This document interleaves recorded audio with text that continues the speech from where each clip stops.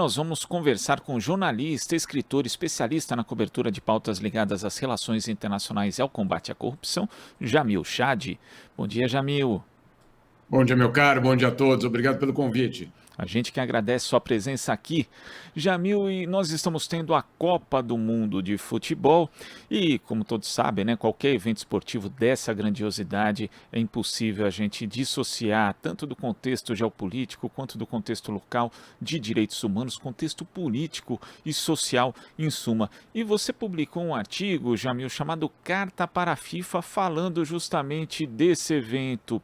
Jamil, eu queria que você falasse a respeito do que simboliza na prática uma Copa do Mundo ser realizada em um país como o Catar. Meu caro, olha, antes de mais nada, aquele argumento de que sim, a Copa precisa ir para o mundo inteiro, que ela não pode ser uma exclusividade das grandes potências, isso tudo é verdade, sem dúvida nenhuma. E sim, ela precisa ser democratizada. Agora, o que nós vemos, e na verdade isso é desde 2010, quando o Catar foi escolhido, é que a Copa do Mundo foi usada justamente por uma elite no poder no Catar, um regime autoritário, para vender a sua imagem como um regime moderado, como um país moderno e, claro, como uma espécie de fachada para violações de direitos humanos, essas violações que são bastante graves. Então, só para a gente colocar num contexto, o Catar, eu estava lá em 2010, naquele momento que o Joseph Blatter, presidente da FIFA, naquele momento abriu o envelope com o nome do Catar. O Catar tinha sido, na avaliação técnica da FIFA, a pior candidatura de todas. A pior. Na verdade, ele só tirou a nota mínima, quer dizer, ele só não tirou menos do que a nota mínima por um arranjo político. Porque se ele tivesse tirado menos do que a nota mínima para passar, vamos dizer assim, de fase, ele teria sido excluído do processo. Então, era a pior candidatura de todas. A pior. E aí, claro, quando o anúncio foi feito, a pior candidatura venceu. A pergunta é como, obviamente. Então, é uma Copa que, em termos de direitos humanos, é uma Copa extremamente complicada. Eu coloco como imoral, porque, de fato, você na verdade, esfrega na cara dos ativistas de direitos humanos, dos defensores, de tanta gente que luta justamente por isso tudo, dizendo, olha, esse regime aqui que viola todas essas regras, ele sim é premiado com uma Copa do Mundo. Então, é extremamente complicado. Não estou dizendo aqui, meu caro, não vamos ver, não vamos torcer, não é nada disso. Agora, na hora de torcer, vamos saber o que é que nós estamos vendo. Vamos ter consciência de que aquelas imagens bonitas, aqueles dias ensolarados no deserto, etc., que aquilo ali é só uma parte da história, que a história é muito mais complicada. Inclusive, hoje eu estou publicando no UOL uma segunda parte, basicamente, daquela matéria, mostrando o seguinte, que o Catar, desde aquele momento de 2010, foi às compras no mundo, comprou grandes ativos do planeta, e aí do Ocidente, principalmente. Vou te dar um exemplo. O Empire State Building, né, em Nova York, 10% do prédio é do Catar. Um outro dado, o Catar é o 10º maior proprietário de terras do Reino Unido. Do Reino Unido, 10º maior proprietário de terras do Reino Unido.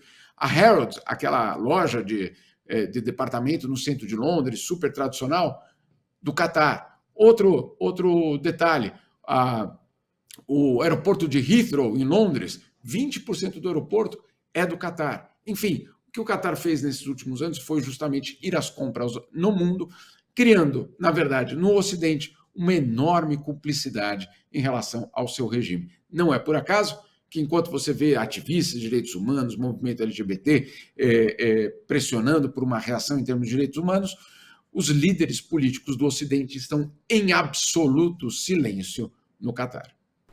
Agora, em relação à escolha do Catar, Jamil, eu até observava aqui no seu artigo, né, que você cita quem eram os outros candidatos a sediar a Copa do Mundo. E aí a gente tem só os Estados Unidos, o Japão e a Austrália, que são três países, inclusive, onde o futebol não é a principal modalidade, ou seja, a realização de um Mundial apontaria para uma conquista de mercado justamente para a FIFA, e são países muito bem estruturados, né? A Austrália, inclusive, tem uma experiência fantástica com os Jogos Olímpicos de Sydney, né? Cujo legado ali talvez tenha sido um dos maiores. Quando a gente fala de Olimpíada, sempre fala do dito legado olímpico, e talvez tenha sido um dos maiores em termos de competições esportivas, e mesmo assim esses países perderam para o Catar. Tem esse poderio econômico desse país, mas também tem muita corrupção, né? Que aos poucos já vem sendo aí revelada, Jamil.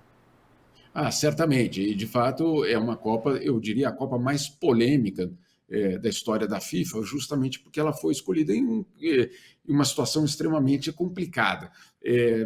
Para a gente entender, naquele momento, as regras da FIFA mudaram. Foi tão escandaloso, meu caro, que depois daquilo, as regras da FIFA tiveram de ser mudadas, porque não dava mais para aceitar que só 23 pessoas, 23 cartolas, definissem o destino da Copa do Mundo. Por quê?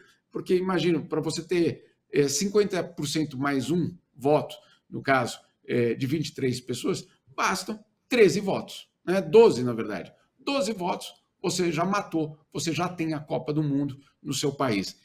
E comprar 12 cartolas sai barato. Essa é a verdade. Agora, não é comprar, eu fui lá, depositei na conta dele. Pode até ser, pode até ser. Mas o caso é que a compra de influência, a troca de favores, a operação de sedução, ela é muito fácil se são só 12 pessoas que você precisa, de uma certa forma, convencer. E aí o grande momento disso tudo, basicamente foram dois. Primeiro, a América do Sul inteira, os 4 votos da América do Sul, e um deles era do Ricardo Teixeira, né, ex-presidente da CBF, os 4 votos da América do Sul foram para o Catar. Então, antes de a gente criticar o Catar, vamos lembrar quem é que votou por eles, inclusive nossos, entre aspas, representantes. Tem quem também votou pelo Catar? Os 4 votos da Europa naquele momento. Então, houve um acerto, basicamente, inclusive político. Naquele momento era Nicolas Sarkozy, o presidente da França, que teve uma reunião com o emir do Catar e com Platini, que naquela época era o presidente da UEFA. E Platini sai dessa reunião, entre aspas, convencido de que precisava votar no Catar e que o Catar era a melhor solução. Olha só que curioso o que acontece alguns meses depois. O emir do Catar anuncia a compra do Paris Saint-Germain. Qual o Paris Saint-Germain? Time do Sarkozy. Então, não por acaso, ele faz do Paris Saint-Germain uma potência. Ainda não ganhou a Champions League, mas eventualmente aí você vai ter um Paris Saint-Germain disputando, inclusive, os grandes títulos, a disputa, obviamente. Mas qual é o resultado disso tudo? Você tem uma operação que vai muito além apenas do futebol. É uma operação financeira, uma operação de política externa, é uma operação de sedução e é uma operação da parte do Catar claro, de inserção no mundo. É um ato de política externa. O problema é que a FIFA vende isso tudo como um critério técnico. Nós fomos lá e definimos quem era a melhor sede. Não é isso, né? O que a gente precisa ter muita consciência é de que o que nós estamos vendo na televisão, ouvindo no rádio, etc., é uma operação de política externa com muito dinheiro para justamente comprar esse lugar no mundo.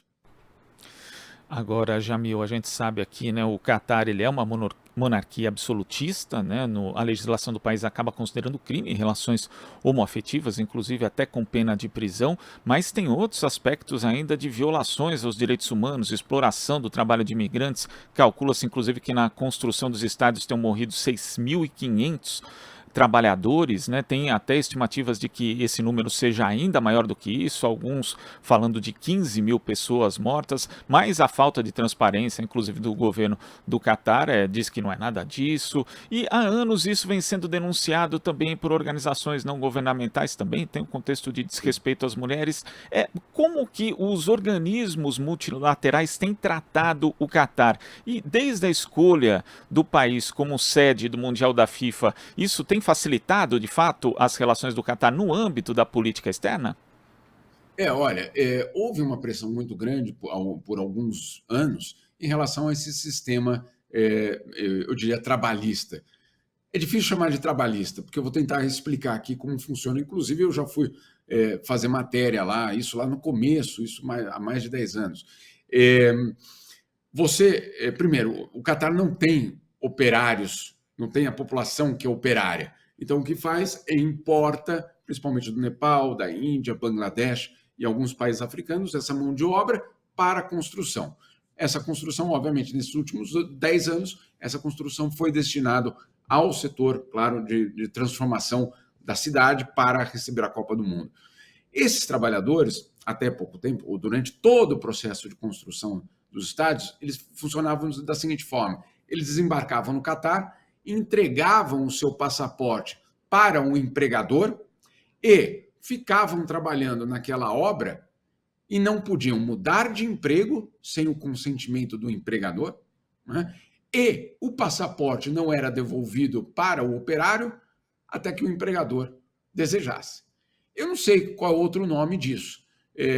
Eu só consigo pensar em semi-escravidão, em trabalho forçado, né? Agora você poderia dizer, não, mas ele optou por ir. Será mesmo que ele optou quando você não tem opção? Enfim, é um debate muito profundo. Agora, a pressão internacional, inclusive da OIT, da Organização Internacional do Trabalho, foi muito grande em relação a isso. E o Catar, se eu não me engano, há um ano e meio, anunciou, então, o fim desse sistema, ou pelo menos não o fim total, mas a redução dessas medidas, quando os estádios já estavam prontos. Então é muito fácil você modificar o sistema, né, quando na verdade você não vai precisar mais dele. Porque é isso que o Catar fez. Quando ele já não precisava dessa enorme mão de obra estrangeira, ele falou, não, agora a gente pode mudar o sistema, claro, né? Então, é algo dramático. E você colocou muito bem várias entidades internacionais denunciando isso ao longo dos anos. E eu insisto, o silêncio dos líderes internacionais, e aí dos líderes políticos internacionais, esse silêncio está relacionado ao fato de que o Catar comprou, basicamente, comprou no sentido, eu diria, de inserção, aliados em todo o mundo. Nós tivemos aí há poucas semanas o presidente da França, Emmanuel Macron, dizendo, olha, não é hora de falar de política, vamos concentrar na bola, né? Em outras palavras. O presidente da FIFA, vamos concentrar na bola, não é hora de falar de política. Então, quando é a hora de falar de política? Quando é a hora de falar de política, se não no momento em que, claro, tudo isso vem à tona, né? Então, é extremamente importante a gente entender, e aqui não eu não gosto de futebol, quem me conhece sabe que futebol fez e faz parte da minha vida desde a minha infância. Agora, a gente precisa ter muita consciência do que nós estamos assistindo e, claro, quem pagou por isso. No caso do Catar, quem pagou com sangue, suor e lágrimas. E é muito difícil a gente dissociar o esporte da política, enfim, desse contexto social, ainda mais quando a gente vê, por exemplo, a própria FIFA acabou banindo a Rússia e os atletas russos tiveram que disputar uma Olimpíada sem poder, inclusive, acessar sua própria bandeira, cantar seu próprio hino. E a gente tem um outro exemplo que é clássico também, né, do regime de segregação racial da África do Sul, que desde 48 tinha sido implantado ali no país e a África do Sul só foi autorizada a voltar aos Jogos Olímpicos em 1992. Inclusive a FIFA baniu antes a África do Sul do que o próprio Comitê Olímpico Internacional. Então isso é uma amostra de que o esporte pode ser sim um instrumento de pressão para a promoção de direitos humanos, Jamil. Certamente, certamente. Não há como você dissociar. Eu acho que você tem toda razão. Primeiro, no meu ponto de vista, política sempre faz parte de qualquer aspecto da vida, da cultura, em qualquer outro setor. Então não vai ser diferente numa Copa do Mundo. Se não tivesse política envolvida, meu caro, por que é o Emir que abre a Copa do Mundo, né? Podia colocar o capitão da seleção para abrir a Copa do Mundo. Eu sempre acho muito estranho esse debate que se faz. Não podemos falar de política, vamos deixar a política fora do esporte. Sabe por quê? E aí é a lógica por trás dessa lógica, dessa defesa. É simples, porque quando você diz, pessoal, jogadores, torcedores, parem de fazer política, na verdade, o que esses dirigentes estão dizendo é só nós podemos fazer política com o futebol, não vocês. Eu posso, porque eu sou o dono da Copa. Eu posso, porque eu sou o país sede da Copa, o regime que faz a Copa acontecer. Então, na verdade, o que você tem é um monopólio do uso da Copa do Mundo, em termos políticos, por alguns, e não por todos. Então, quando alguém fala, eu vou usar a braçadeira X, eu vou me ajoelhar, eu vou chegar com um cartaz pedindo democracia, é porque, claro, do outro lado, já tem alguém fazendo política. Quando essas pessoas falam, não façam política, elas estão ao mesmo tempo dizendo, só nós podemos fazer política. Jamil, queria agradecer a sua participação aqui no nosso Jornal Brasil Atual de hoje. Até a próxima. Bom dia a todos vocês. Bom dia. Conversamos aqui com o jornalista, escritor e especialista na cobertura de pautas ligadas às relações internacionais e ao combate à corrupção, Jamil Chad. Estamos apresentando Jornal Brasil Atual. As notícias que os outros não dão.